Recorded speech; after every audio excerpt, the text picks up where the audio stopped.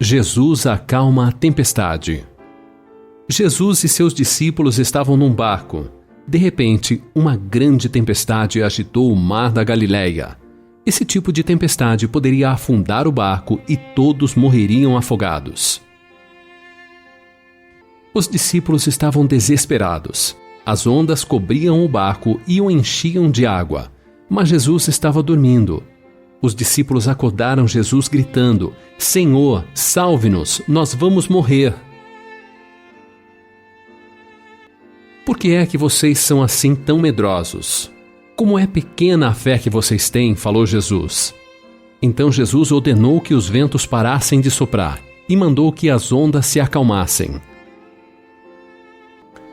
Os ventos e o mar ficaram calmos.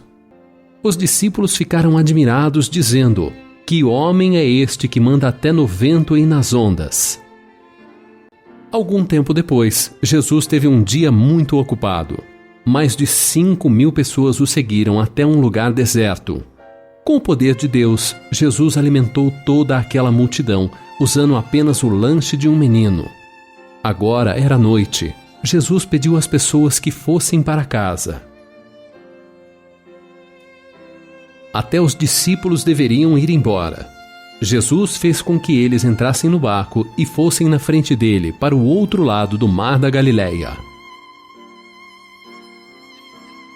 Quando todos tinham ido embora, Jesus subiu no monte para orar sozinho. A noite chegou e ele estava ali, só. Os discípulos novamente enfrentaram uma tempestade. O vento estava forte e as ondas batiam no barco de forma que os discípulos não conseguiam ir adiante. Eles estavam na metade do caminho e remavam com força. Os discípulos não imaginavam a surpresa que teriam. Entre 3 e 6 horas da manhã, em meio à tempestade e ao mar agitado, os discípulos viram algo que os deixou apavorados. É um fantasma, eles gritaram com medo. Mas era Jesus, o Senhor e Mestre deles. Ele vinha andando sobre as águas.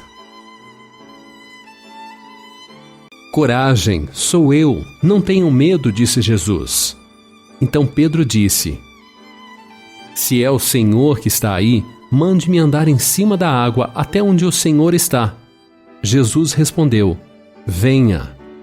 Corajosamente, Pedro saiu do barco e começou a andar em cima da água em direção a Jesus.